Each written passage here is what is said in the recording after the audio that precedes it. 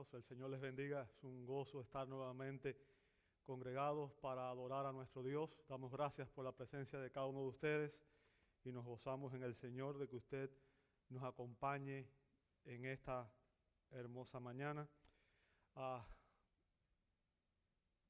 Ustedes saben que estamos siguiendo una serie titulada ¿Cómo identificar una iglesia bíblica? ¿Cómo identificar una iglesia bíblica? Y el propósito de esta serie, el propósito principal de esta serie ha sido que ustedes entiendan cómo debe funcionar una iglesia bíblica, ¿ok? Por el título que hay, pero al mismo tiempo que ustedes entiendan un poco cuál va a ser la filosofía de ministerio de nuestra iglesia. Por tanto, cada uno de los mensajes ha sido de alguna manera parte de lo que usted va a ver cuando usted se haga miembro de la iglesia. Va a ver que en la constitución de la iglesia existe una serie de reglamentos y cosas que existen que son bíblicos, que obviamente son conforme a la palabra de Dios, y todos ellos están basados en la palabra de manera definitiva, y por tanto ese fue el objetivo de esta serie, que usted entienda todos esos reglamentos y todas esas cosas, por qué razón, qué fundamento tienen, qué propósito tienen, ¿verdad? Me gustaría que oráramos un momento antes de entrar a la palabra. Usualmente estoy predicando un texto bíblico, pero el día de hoy, como el mensaje es temático, voy a usar muchos textos bíblicos, así que espero que me acompañen y puedan leer los textos juntos conmigo. Les invito a orar antes de entrar a la palabra. Señor, te agradecemos el privilegio de poder adorarte en esta mañana. Gracias por tu palabra, gracias porque en ella tú te has revelado y a través de ella tú nos hablas. Señor, rogamos que el Espíritu Santo sea el Maestro que nos guíe a toda verdad, nos ilumine y nos prepare para recibir tu palabra. Lo pedimos en el nombre de Jesús. Amén y amén. Amado hermano, ¿cuál es el propósito de la iglesia? ¿Cuál es el propósito de la iglesia? ¿Por qué existimos? ¿Por qué razón estamos aquí? ¿Por qué razón existe esta iglesia? Esa es la pregunta fundamental. Todo lo que existe tiene un propósito. Bien. Ahora, déjenme decirle, la misión, la razón por la que estamos aquí, la misión de la Iglesia Bíblica Gracia Soberana es en primer lugar exaltar a Dios. Todo lo que existe debe darle gloria a Dios, debe exaltar a Dios. Dios nos creó para que le diéramos gloria, para que exaltáramos su nombre. Entonces, la misión de nuestra iglesia, la razón por la cual existimos, es para exaltar a Dios, para glorificar a Dios al predicar su evangelio, para ser discípulos de Jesucristo en todas las naciones. Esa es la misión de la iglesia. O sea, es el propósito por el cual Dios nos puso aquí. Es la razón por la cual existimos. Glorificar a Dios al predicar su evangelio para ser discípulos de Jesucristo en todas las naciones. Ahora, déjenme decirles, compartirles algo que creo que es sumamente relevante. Mark Denver dijo que el evangelio es el corazón del cristianismo. Voy a repetir, el evangelio es el corazón del cristianismo, por lo que debería estar en el corazón de nuestras iglesias. Una iglesia sana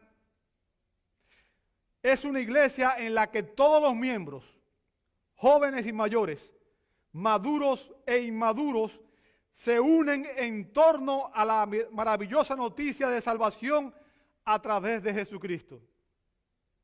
Un entendimiento bíblico de la buena noticia debería impregnar cada sermón, cada acto de bautismo y comunión, cada canción, cada oración y cada conversación. Más que cualquier otra cosa en la vida de una iglesia, los miembros de una iglesia sana oran y anhelan conocer este evangelio más profundamente. ¡Wow! Y ese es el fin de la cita. El evangelio es el corazón del cristianismo. Bien. Los miembros de una iglesia sana oran y anhelan conocer este evangelio más profundamente. Y esa es mi pregunta para ti en esta mañana. ¿Anhelas tú conocer más profundamente el Evangelio? ¿Anhelas tú conocer el Evangelio más profundamente? Ahora, les recuerdo que estamos examinando 8 características que identifican a una iglesia bíblica, ¿verdad? 8 características que identifican a una iglesia bíblica. ¿Cuáles son esas características? Bueno, hemos visto que una iglesia bíblica se caracteriza en primer lugar por su doctrina es bíblica o apostólica. En segundo lugar, por su gobierno. Está gobernada por un grupo de ancianos, líderes piadosos, ¿cierto? En tercer lugar, por su adoración. Su adoración es bíblica, no hace nada que no sea conforme a la Escritura. En cuarto lugar, sus ordenanzas son bíblicas, o sea, practica el bautismo y la comunión de una manera bíblica. En quinto lugar, vimos su membresía. Los miembros de la iglesia son creyentes, redimidos, ¿verdad? En sexto lugar, vimos su disciplina, y eso fue lo que vimos la semana pasada, ¿verdad? El Señor instruye que la iglesia debe ser disciplinada, así como debe existir disciplina en una familia, debe existir disciplina en una iglesia. Y hoy vamos a ver que su evangelismo es bíblico. Su evangelismo es bíblico. Por eso hice la pregunta, ¿anhelas conocer más el Evangelio? ¿Anhelas conocer más el Evangelio? ¿Sabe? La mayoría de las presentaciones del Evangelio de hoy comienzan con una famosa frase, seguramente usted la ha escuchado, y es: Dios tiene un plan maravilloso para tu vida. ¿Verdad? ¿Has escuchado eso? Dios tiene un plan maravilloso para tu vida. Esa es la expresión común. Pero ¿sabe qué? Esa no fue la manera en que empezó la evangelización del apóstol Pablo. Si usted quiere conocer el Evangelio, déjeme decirle, la carta magna en el Nuevo Testamento sobre el Evangelio es Romanos. Si usted lee el libro de Romanos, empieza diciendo: Pablo, apóstol de Jesucristo, separado para el Evangelio de Dios. Y del verso 1 al verso 17 es una introducción y obviamente el enfoque está en el Evangelio. Y a partir del verso 18 hasta el capítulo 3, final del capítulo 3, Pablo está presentando la primera doctrina esencial en el evangelismo. ¿Ok? Y si usted empieza en el verso 18, Romanos 1:18 dice: porque la ira de Dios se revela desde el cielo contra toda impiedad e injusticia de los hombres, que con injusticia restringe la verdad. Fíjense, Pablo no empezó diciendo: Dios tiene un plan maravilloso para ti, para tu vida. Pablo empezó hablando de la ira de Dios. ¿Por qué? Porque a menos que los pecadores entiendan en primer lugar que merecen la ira infinita de Dios debido a sus pecados, las buenas noticias no serán buenas noticias para ellos en absoluto.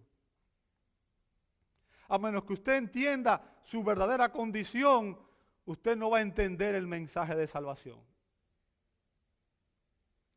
Para que entiendan esas buenas noticias, primero necesitan escuchar unas malas noticias, ¿verdad?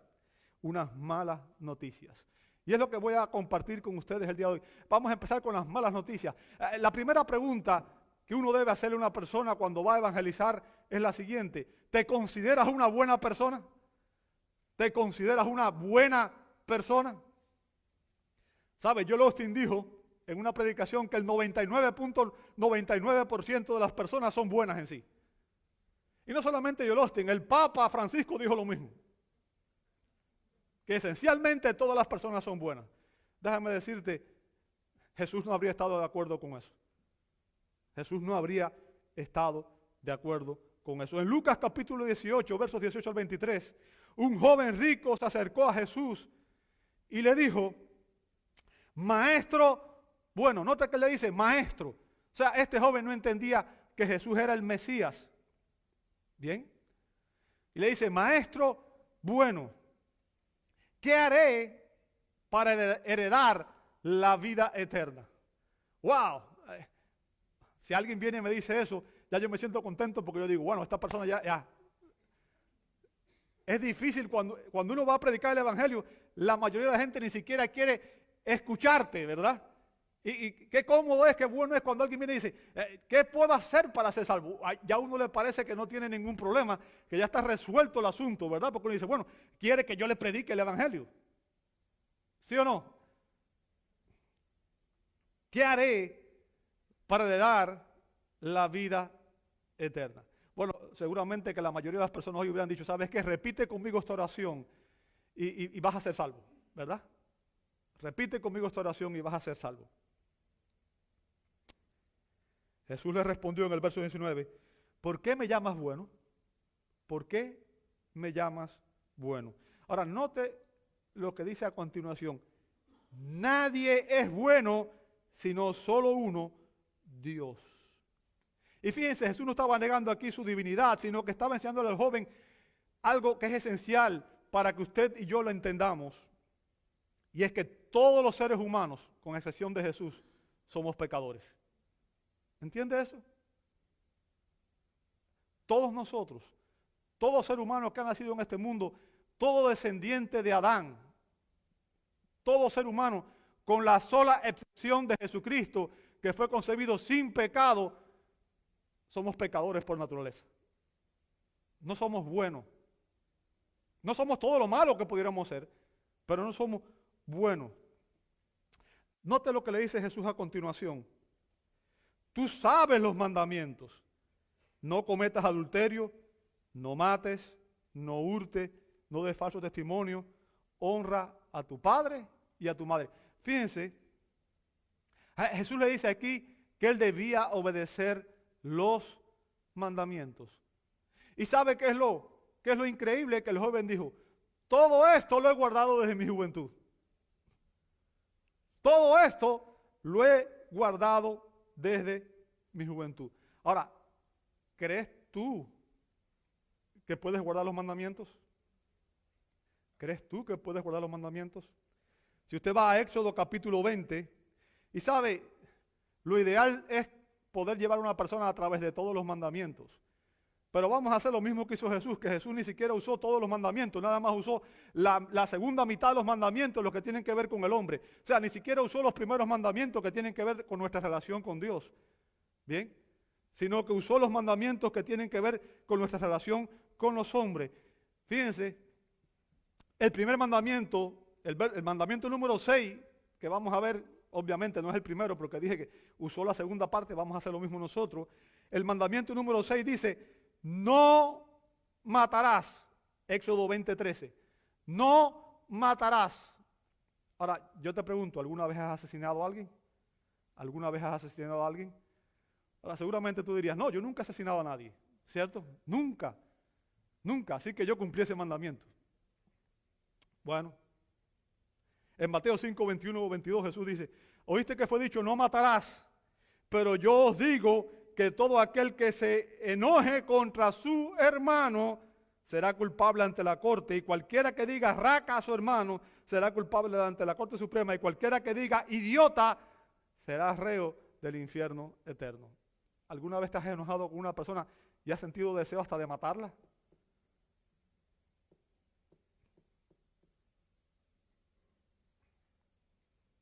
Entonces, en tu corazón, tú has deseado asesinar.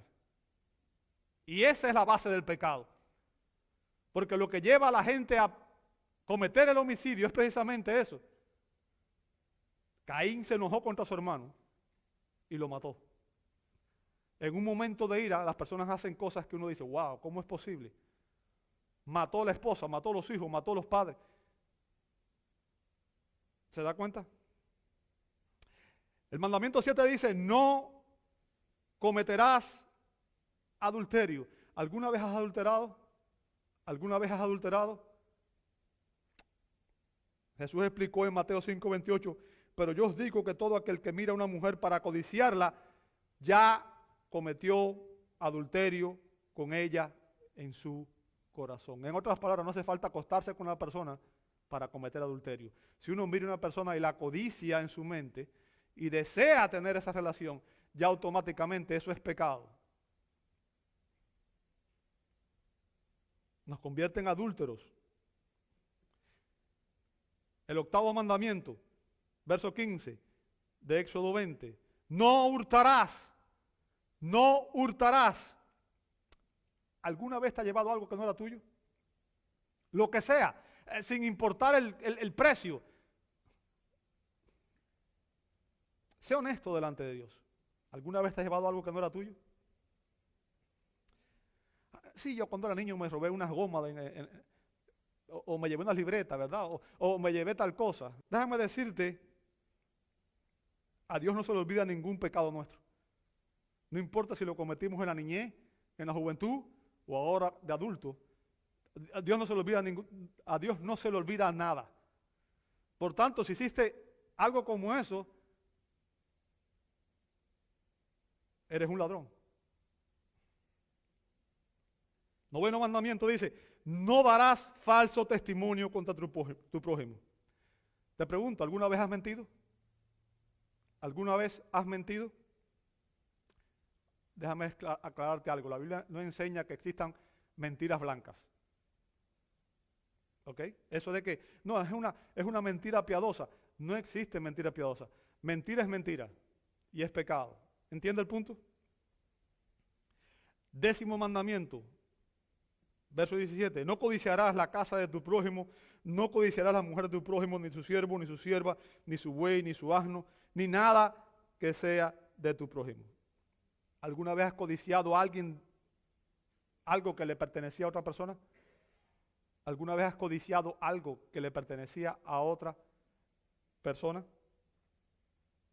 ¿Sabes? Si respondiste que sí a alguna de estas preguntas o a varias de estas preguntas, entonces quiero que entiendas cómo Dios te ve. Dios te ve como un asesino, adúltero, ladrón, mentiroso y codicioso. ¿Entendiste eso?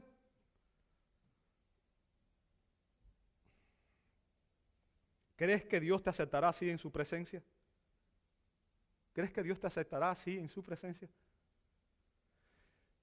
¿Sabes cuál es el estándar que Dios demanda de aquellos que quieren estar en su presencia? ¿Sabes cuál es? Mateo 5:48. Mateo 5:48. Por tanto, sed vosotros, ¿qué cosa? Perfectos como vuestro Padre Celestial es perfecto. O sea, la primera mala noticia, amado hermano, es que Dios establece un estándar imposible de cumplir para los seres humanos. Porque el estándar es que usted y yo seamos perfectos, que nos conformemos perfectamente a su ley moral. Que no hagamos nada en contra de esa ley. Y lo cierto es que ninguno de nosotros puede decir, yo puedo hacerlo, ¿verdad? Dios no puede rebajar ese estándar sin comprometer su propia perfección. Él es perfecto y por tanto, no podría establecer un estándar imperfecto de justicia. Eso nos lleva a la segunda mala noticia. La segunda mala noticia, amado hermano, es que todos los seres humanos somos pecadores. Todos, sin excepción. Hay personas que dicen, no, yo soy bueno. Ya vimos que Jesús dijo, ninguno es bueno. No solamente que no eres bueno, tú, yo y todo ser humano nace en pecado. ¿Cómo yo lo sé? Romanos 3:23 dice, por cuanto algunos pecaron. Dice todos, ¿verdad? ¿Y eso incluye a quién? A todos, a ti, a mí y a todo ser humano que existe. Por cuanto todos pecaron, dice, y no alcanzan la gloria de Dios. ¿Sabe? El término pecado ahí significa literalmente errar el blanco. Y el pecado, amado hermano, es cualquier cosa que nosotros pensamos, decimos o hacemos que no es consistente con el carácter santo de Dios, tal y como se revela en su ley moral. ¿Bien? Todos, sin excepción, somos culpables de quebrantar la ley de Dios. Primera de Juan 3:4 dice, todo el que practica el pecado, practica también la infracción de la ley, pues el pecado es ¿qué cosa? Infracción de la ley. El pecado es infracción de la ley. Por tanto, amado hermano, el punto que quiero que usted entienda es que todos nosotros hemos infringido la ley moral de Dios. Hemos quebrantado la ley. Somos culpables. No somos justos, somos culpables. Y teniendo en cuenta que somos culpables, si Él nos juzgara hoy mismo, serías hallado inocente o culpable.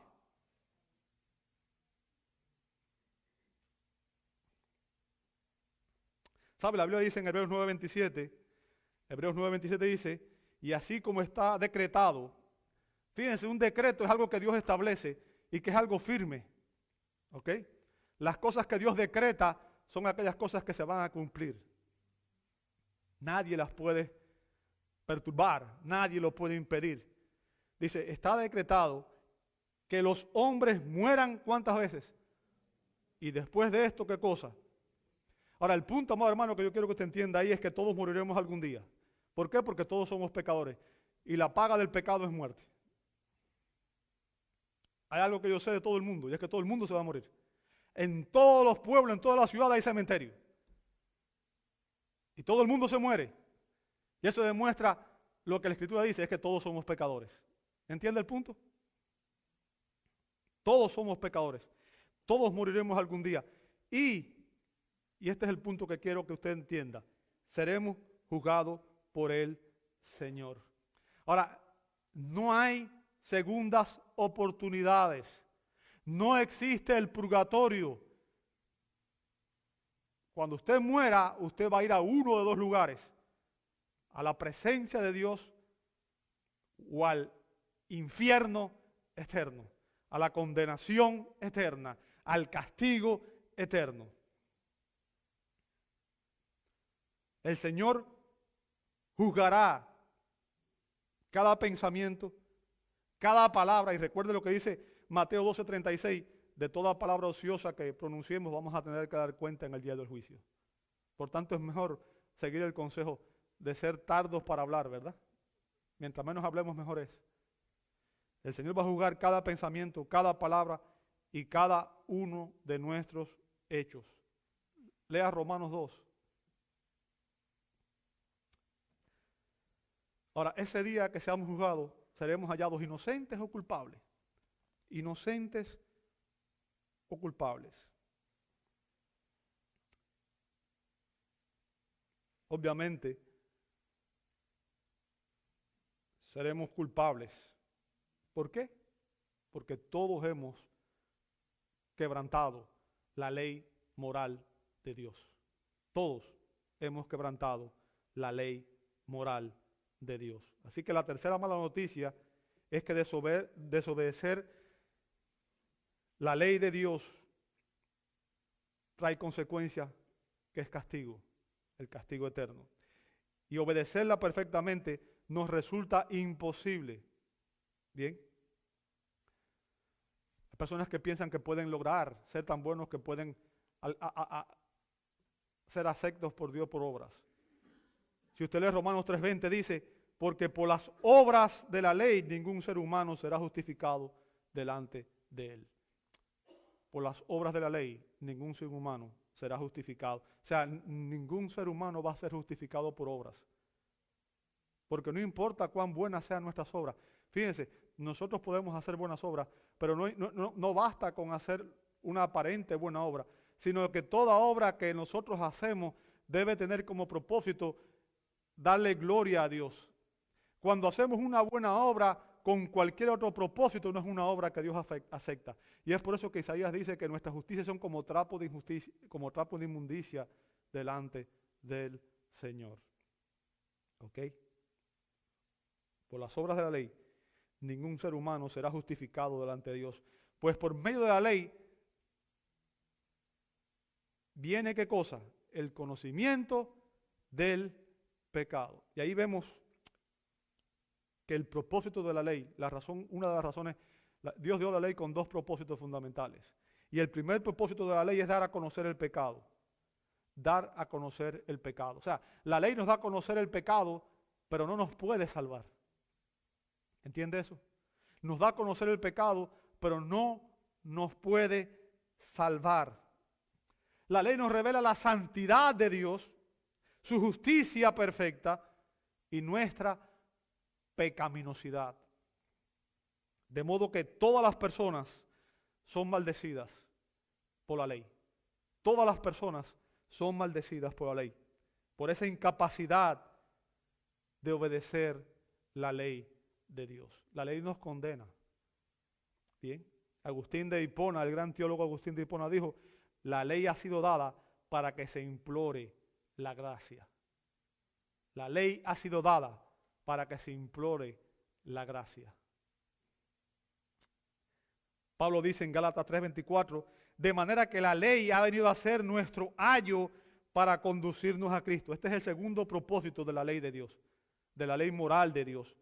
La ley ha sido nuestro ayo para conducirnos a Cristo a fin de que seamos justificados por fe. O sea, Pablo dice aquí que la ley es nuestro tutor, nuestro maestro, que al mostrarnos nuestros pecados nos demuestra que necesitamos la gracia que Dios nos ofrece en Cristo.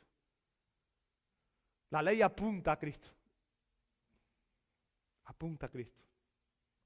El príncipe de los predicadores, Charles Spurgeon, dijo que los pecadores nunca aceptarán la gracia hasta que tiemblen ante una ley justa y perfecta. ¿Entiendes tu condición? Si hoy mueres, si hoy partes de este mundo, ¿estás listo para el encuentro con tu Dios? ¿Estás en condiciones de enfrentar el juicio de Dios? Déjame decirte la cuarta mala noticia. La cuarta mala noticia es que Dios está airado continuamente contra los pecadores. ¿Escuchaste eso? Dios está airado continuamente contra los pecadores. Y ya dijimos que todos somos pecadores. La gente piensa que Dios es un viejito ahí, manso, noble, y que nada más ven el amor de Dios y se olvidan de su justicia, su santidad, su ira. ¿Verdad? Salmo 7:11 dice, Dios es juez justo. Ahora, pregunto, ¿un juez justo dejaría sin castigo un culpable? ¿Un juez justo dejaría sin castigo un culpable? No. Y ya vimos que todos quebrantamos la ley. ¿Sí o no? Dios es juez justo. Y un Dios que se indigna cada día contra el impío. Fíjense, Dios está airado, enojado, indignado cada día con los impíos. ¿Entiende eso? O sea, no es una ira como la nuestra, que es una ira pecaminosa, porque nos enojamos cuando algo nos mueve las emociones. No, Dios odia el pecado. Dios está enojado contra los pecadores todos los días. Y hay alguna gente que enseña una doctrina equivocada, y es que Dios ama al pecador pero aborrece el pecado. Déjame decirte, a quien manda a Dios al infierno es al pecador. ¿Entiendes eso? Dios está airado con los pecadores todos los días. Y déjame decirte, la quinta mala noticia es la consecuencia del pecado. Romanos 6:23 dice, porque la paga del pecado, ¿qué es? Muerte. Y ya te hablé de la muerte. Obviamente la muerte, en la Biblia hay 3 clases de muerte. La primera es la muerte espiritual, que es la separación que existe entre los pecadores y Dios. ¿Por qué? Porque un pecador no puede tener comunión con un Dios santo. Por tanto, toda persona que nace en este mundo nace muerta espiritualmente. ¿Entiende eso? Muerto espiritualmente. La segunda es la muerte física, que es cuando el alma y el espíritu salen de nuestro cuerpo, ¿verdad? Y el cuerpo queda ahí y va al cementerio. Pero hay una tercera muerte. Aquellos que viven toda su vida en pecado, nunca se arrepienten de sus pecados, nunca reciben la salvación por gracia que Dios ofrece, van a experimentar la eterna separación de Dios. La muerte segunda. Usted puede ver, por ejemplo, Apocalipsis 2:11, Apocalipsis 20:26, Apocalipsis 20:14, Apocalipsis 21:8. Nada más voy a leer el último porque por una cuestión de tiempo, ¿verdad?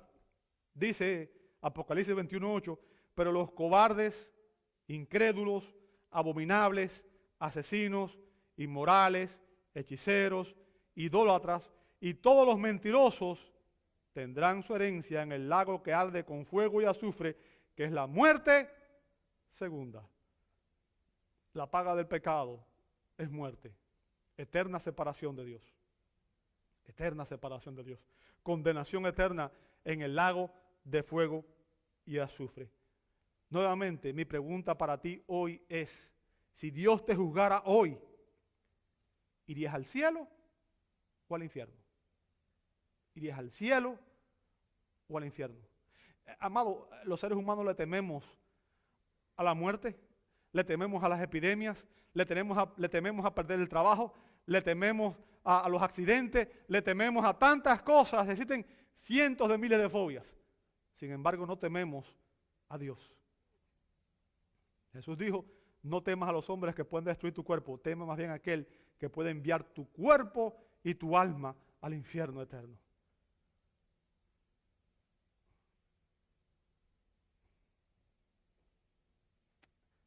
Resumiendo las malas noticias, es que estás irremediablemente perdido.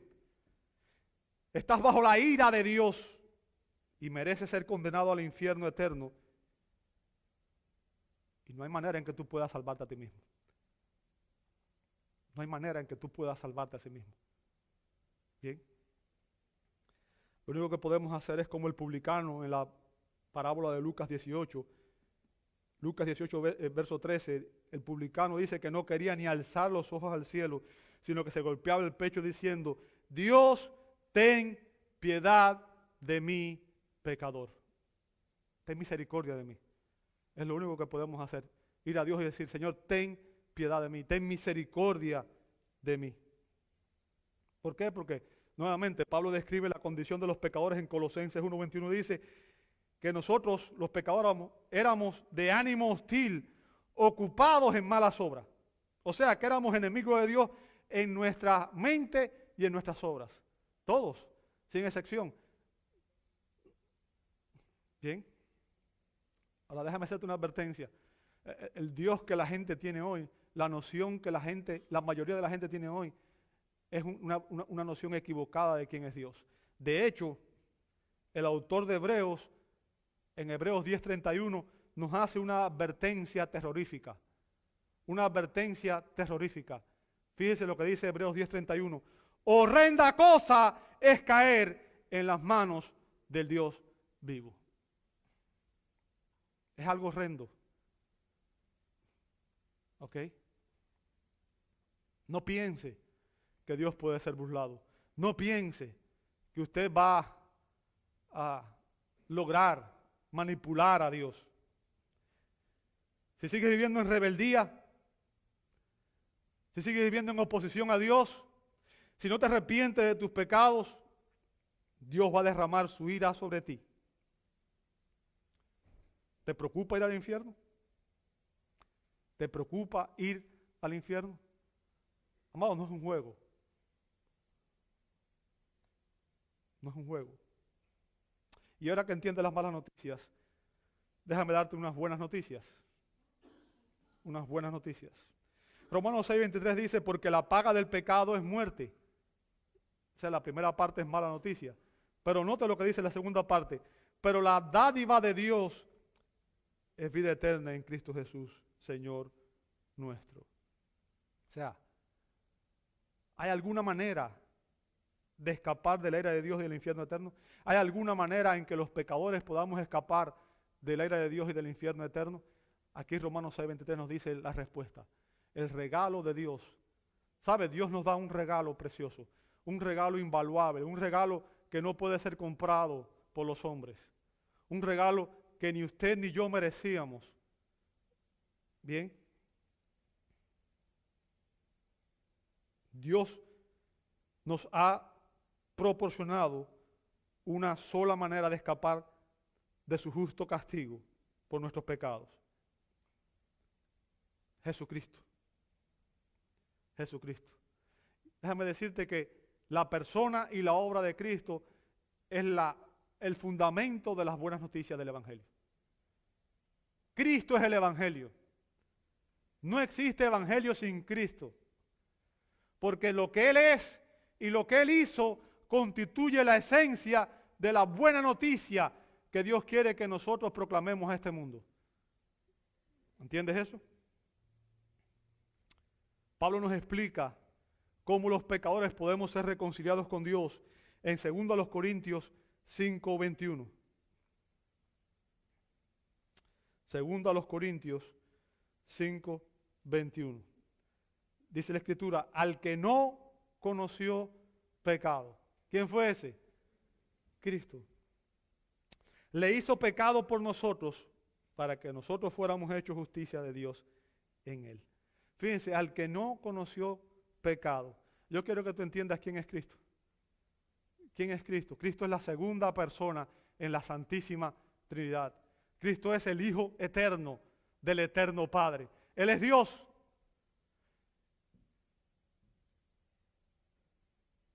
Cristo, el Hijo eterno de Dios, decidió condescender y descender de su gloria para humanarse, para hacerse hombre, para asumir una naturaleza humana.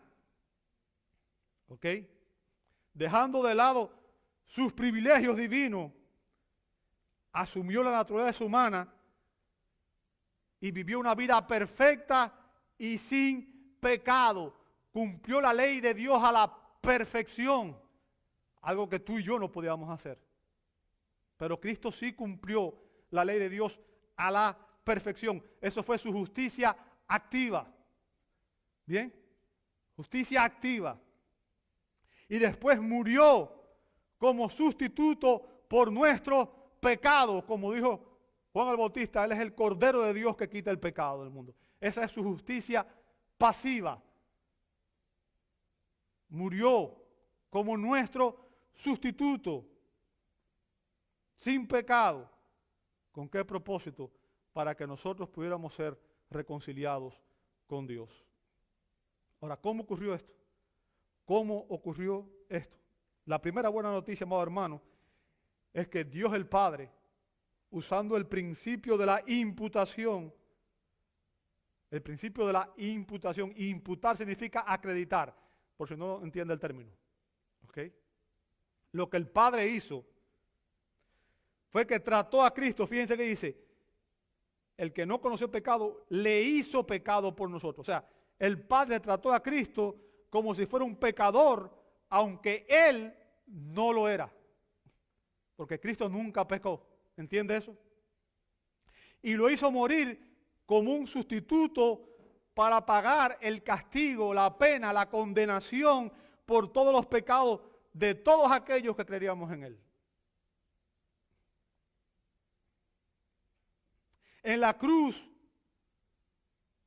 Cristo fue tratado como si fuera culpable de todos nuestros pecados, aunque Él no cometió ninguno. Él nunca pecó. Bien. Y debido a que Jesús era una persona con dos naturalezas, era verdaderamente hombre y verdaderamente Dios, o verdaderamente Dios y verdaderamente hombre. Siendo verdaderamente Dios, Él era una persona infinita. ¿Entiende eso? Infinita. O sea, Jesús es Dios infinito y eterno. Y es por eso que solamente Él pudo satisfacer la ira infinita de Dios contra el pecado. Nadie más podía hacerlo, solamente el Dios hombre. Ningún otro hombre podría haber hecho eso. Porque déjame decirte, un simple pecado merece la condenación eterna. ¿Bien? Y la Biblia nos enseña que la ira de Dios se agotó sobre Él en la cruz del Calvario. Dios derramó la copa de la ira, de su ira, en el Hijo. Por eso Él dijo, Padre, si es posible, pasa de mí esta copa. Porque Jesús sabía que en la cruz Él iba a beber la ira. ¿Sabe? La copa de la ira significa cuando Dios derrama su juicio justo y santo. ¿Entiende eso? Y Cristo en la cruz bebió esa copa hasta el final, hasta el último sorbo, por nosotros. Y se cumplió en Él el justo requisito de la ley de Dios por aquellos por quien Él murió. De tal manera que hoy Dios, a todos aquellos que reciben a Cristo por la fe, les imputa la perfecta justicia de Cristo.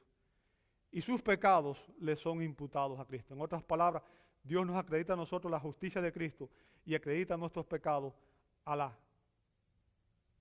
Cristo en la cruz del Calvario. Bien. En Romanos 1:17 y después en el capítulo 3, verso 21 y 24 dice, porque en el Evangelio la justicia de Dios se revela por fe y para fe, como está escrito, mas el justo por la fe vivirá. O sea, fíjense, es por fe que se recibe el don de Dios. No es por obras, para que nadie se gloríe. Verso 21, pero ahora aparte de la ley, la justicia de Dios se ha manifestado. Fíjense, aparte de la ley, la justicia de Dios se ha manifestado atestiguada por la ley y los profetas. Es decir, la justicia de Dios por medio de la fe en Jesucristo. Para todos los que creen en Cristo, porque no hay distinción, por cuanto todos pecaron y no alcanzan la gloria de Dios, siendo justificados, ¿cómo? Gratuitamente por su gracia, por medio de la redención que es en Cristo Jesús. En otras palabras, Cristo pagó el precio de nuestros pecados. Cristo pagó el precio de nuestros pecados. Completo. No hay nada que tú y yo podamos hacer que podamos añadirle a la salvación. Lo único que nosotros aportamos a la salvación, dijo un predicador puritano, es nuestro pecado. Es nuestro pecado. Jesucristo no fue un pecador, sino que fue tratado como si lo fuera. Y cuando una persona pone su fe en Cristo, aun cuando nosotros no hemos sido hechos justos hasta la glorificación, somos tratados por Dios como si fuéramos justos. Cristo llevó nuestro pecado para que nosotros pudiéramos llevar su justicia. Dios trató a Jesús como si Él hubiera cometido todos nuestros pecados. Y trata a todos aquellos que ponen su fe en Cristo como si solo hiciéramos las obras justas de su Hijo perfecto y sin pecado. La salvación es por medio de la fe. ¿Fe en quién? En Cristo. Todo aquel que pone su fe en Cristo, recibe a Cristo por la fe, es salvo. Y déjame decirte, Cristo no solamente murió como nuestro sustituto, sino que su resurrección evidencia que el Padre aceptó su sacrificio y esa resurrección es la prueba de que Él venció el pecado y la muerte. ¿Entiendes eso? La resurrección es la prueba de que Cristo venció el pecado y la muerte.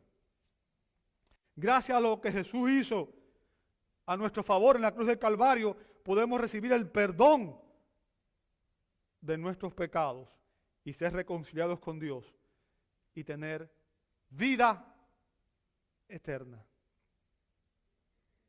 La segunda buena noticia, amado hermano, es que la vida eterna es un regalo, un don de Dios, un regalo gratuito de Dios a los pecadores que no lo merecíamos y se recibe por fe en Cristo. ¿Cómo podemos tener la vida eterna y el perdón de los pecados? Dos palabras resumen lo que un pecador debe hacer para tener vida eterna. Dos palabras resumen lo que un pecador debe hacer para tener vida eterna. En primer lugar, arrepiéntete de tus pecados. Arrepiéntete de tus pecados. Dice Hechos 17:30. Por tanto, habiendo pasado por alto los tiempos de la ignorancia, Dios declara ahora a todos los hombres en todas partes que se arrepientan. Tienes que arrepentirte de tu estilo de vida contrario a la voluntad de Dios. Tienes que arrepentirte de tu rebelión contra Dios. Tienes que arrepentirte de todo aquello que te hiciste que viola la ley de Dios. Déjame explicarte lo que es el arrepentimiento, porque hay un arrepentimiento que no es el arrepentimiento bíblico, ¿verdad? Cuando un hombre es sorprendido en adulterio, se arrepiente de lo que hizo, pero muchas veces se arrepiente no porque le duele que hizo lo que hizo, sino porque lo agarraron, ¿verdad? O sea, lo que le duele es que lo agarraron en el hecho. Thomas Watson dijo que el arrepentimiento es una medicina espiritual compuesta de 6 ingredientes especiales. Escuche esto. El arrepentimiento es una medicina espiritual compuesta de 6 ingredientes especiales. En primer lugar, reconocimiento de pecado. Reconocimiento de pecado. Tenemos que reconocer que hemos violado la ley de Dios. Tengo que reconocer cada vez que yo he pecado, tengo que reconocer esto es pecado. Estoy actuando, en esto que estoy haciendo estoy pecando contra Dios. Reconocimiento de pecado. Número 2, dolor por el pecado. Dolor por el pecado. Tiene que dolernos el hecho de que estamos haciendo algo que es en contra de la ley de Dios. Porque esto entristece a Dios. Dios odia el pecado. Debíamos sentir dolor por el pecado. En tercer lugar, confesión de pecado. O sea, debemos decir, Señor, yo reconozco que aquí, en esto, yo pequé. Confesar el pecado. Pero aparte de eso debemos sentir, dice este hombre, vergüenza por el pecado. Vergüenza por el pecado. Bien. Además debemos sentir odio por el pecado. Debemos odiar el pecado tanto como Dios lo odia. Yo creo que te entiendas, Dios odia tanto el pecado que estuvo dispuesto a dejar que su Hijo sufriera en la cruz. Si tú crees que a Dios no le importa el pecado, estás muy equivocado. La cruz demuestra el amor de Dios, pero también la justicia de Dios, la ira de Dios y el odio que Dios siente por el pecado. Por tanto, si tú estás pecando a la ligera, no has entendido el odio que Dios siente por el pecado. Y en último lugar, abandono del pecado. ¿Qué significa? Un creyente genuino abandona el pecado, no practica el pecado. El pecado no reina en él, no lo controla, no es dueño de él. No es que no pequemos, pero el pecado no puede ser nuestro estilo de vida. ¿Entiende eso? Así que la primera palabra es arrepentimiento. La segunda es poner nuestra fe en Jesús como nuestro Salvador y Señor. Romanos 10:9 dice que si confiesas con tu boca a Jesús por Señor y crees en tu corazón que Dios le resucitó de los muertos, serás ¿qué cosa? Salvo. Serás salvo. ¿Entiende esto? La buena noticia es la siguiente. De tal manera amó Dios al mundo que envió a su Hijo unigénito para que todo aquel que en Él crea no se pierda, mas tenga vida eterna. El regalo de Dios es la salvación, pero ese regalo está en Cristo. Fuera de Cristo no hay salvación. No hay salvación. ¿Ok? El poder del Evangelio es ese.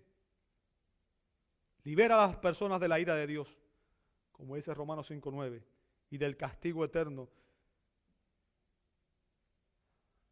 La tercera buena noticia es que todo aquel que recibe a Cristo por la fe, se le concede un privilegio singular. O sea, toda persona que reconoce que Cristo es Dios hecho carne, que murió como nuestro sustituto y cree en Él, lo confiesa por Señor, lo recibe por la fe, dice la Escritura en Juan 1:12, pero a todos los que lo recibieron, les dio el derecho de llegar a ser hechos hijos de Dios, es decir, a los que creen en su nombre.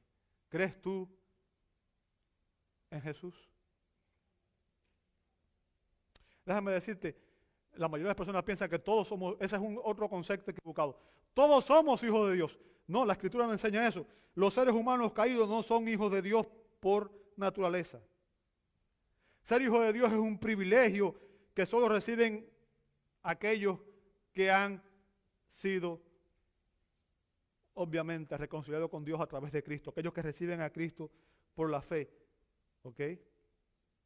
Y déjame decirte algo. Juan 1:13 dice que estos no nacieron de sangre, ni de voluntad de la carne, ni de la voluntad del hombre, sino de Dios. O sea, es una obra sobrenatural que Dios hace en nuestros corazones, nos trae convicción de pecado y nos lleva a través de la ley a Cristo para que entendamos que en Él está la salvación. En otras palabras, amado hermano, la vida eterna es un regalo gratuito que Dios le da a pecadores que no lo merecíamos. Yo quiero que usted entienda, nadie merece la salvación. Nadie merece la salvación. ¿Cuándo? Cuando nos arrepentimos de nuestros pecados y creemos en su Hijo como nuestro Señor y Salvador. Cuando confesamos a Cristo con nuestros labios, confesamos que Él es el Señor de nuestra vida. ¿Cuál es la base del juicio? ¿En razón a qué Dios nos va a juzgar? Y con esto ya estoy terminando. Juan 3:36 dice, el que cree en el Hijo tiene vida eterna, pero el que no obedece al Hijo no verá la vida, sino que la ira de Dios permanece sobre él.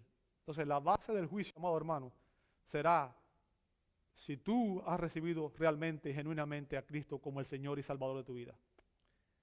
¿Has recibido a Cristo por la fe? ¿Es Cristo realmente tu Salvador y Señor? Si deseas hacerlo, solo abre tu corazón a Dios, confiesa tus pecados y pídele perdón. Pon tu fe en Cristo y Él te perdonará y recibirás la vida eterna. Te invito a orar. Amado Dios, Señor, sabemos que sin Cristo no hay salvación y sabemos que todos nosotros merecíamos el castigo eterno. Sabemos que la salvación es por la obra de Cristo en la cruz del Calvario, por lo que Él hizo por nosotros. Señor, ayúdanos a entender este mensaje a profundidad. Ayúdanos a entender lo que éramos sin Cristo, pecadores, rebeldes, que blasfemaban tu nombre, que quebrantaban tu ley. Ayúdanos a entender que cuando recibimos a Cristo por la fe somos nueva criatura y que ahora Cristo habita en nosotros por la fe. Padre, permite que podamos realmente cerciorarnos, examinarnos a nosotros mismos. Si Cristo está en nosotros, si realmente estamos en la fe. Señor, y si alguien no está seguro, que hoy sea el día de su salvación. Que hoy sea el día en que confiese sus pecados, se arrepienta y reciba la salvación que tú ofreces en Cristo. Obra en nuestras mentes y nuestros corazones y tráenos convicción. Lo pedimos en el nombre de Jesús. Amén.